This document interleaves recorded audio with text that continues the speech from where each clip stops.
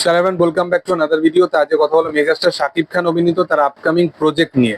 দেখো, মেগাস্টার শাকিব খানের মূলত এই বছরে, চলতি বছরে অলরেডি প্রিন্স বড় পর্দায় এসে গেছে এবং সেটার পাশাপাশি অলরেডি রকস্টার প্রায় আর 10-11 দিনের মধ্যে মানুষের কাছে চলে আসবে।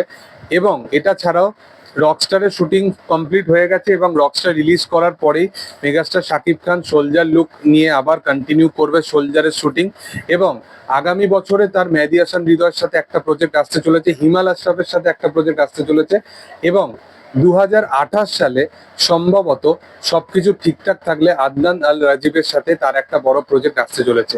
আদনান আল রাজীব বলতে আমি যার কথা বলছি, তোমরা অলরেডি জয়ধ্বনি বলে গানটা অলরেডি দেখেছো এবং সেই গানটার যে আউটকাম কি বেরিয়ে এসছে আমাদের সামনে, গানটার বাজেট কতটা বড় লেভেল এবং একজন সুপারস্টার বা মেগাস্টারের সাথে প্রথমবারের মতো কাজ করলে তাকে কিভাবে ক্যারি করতে হয়, তাকে কিভাবে রিপ্রেজেন্ট করতে হয় এবং একটা যে ব্যাগেজ থাকে, যে একটা এত বড় অভিনেতা তাকে এতগুলো অডিয়েন্স তাকে দেখবে এবং ক্যাপচার করবে এবং সেই গানটার মাধ্যমে অ্যাকচুয়াল মেসেজটা কি সেটা মানুষের কাছে পৌঁছে দেওয়া। এবং এগুলোর পাশাপাশি থ্রু আউট গানের মেকিং এত সুন্দর, গানটা এত সুন্দর যে মানে কোনো জায়গায় ক্লিশে বা কোনো জায়গায় কোনো ক্রিঞ্জ জিনিসপত্র এই থ্রু আউট গানের মধ্যে নেই। তো শাকিব খান আশা করা যায় যে এই টিমের সাথে তার আপকামিং দিনে একটা প্রজেক্ট হবে।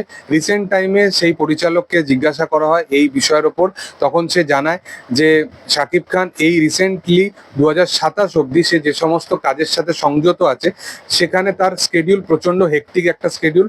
তো সেখানে কোনো টাইম মানে কোনো পরিচালকই পাবে না যে 2027-এর মধ্যে তার কোনো ছবি আনার জন্য। তো মূলতভাবে 2028-এর আগে তার কোনো সিনেমা বা নতুন কোনো প্রজেক্ট বা নতুন কোনো পরিচালকের সাথে একদম ফ্রেশ আপ জুটি নিয়ে সে ফিরবে না।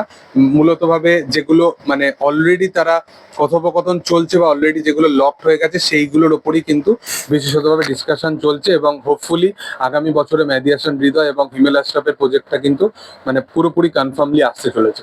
তোমাদের কি বক্তব্য, তোমরা কতটা এক্সাইটেড আছো এই কাজটার ওপরে, সেটা তোমরা অবশ্যই কমেন্ট সেকশনে জানাতে পারো। ভিডিও যদি ভালো লেগে থাকে তোমরা অবশ্যই লাইক করো, শেয়ার করো, সাবস্ক্রাইব করো চ্যানেলটিকে এবং পাশে থাকা বেল আইকনটা অবশ্যই প্রেস করে দিও। Thank you all, by.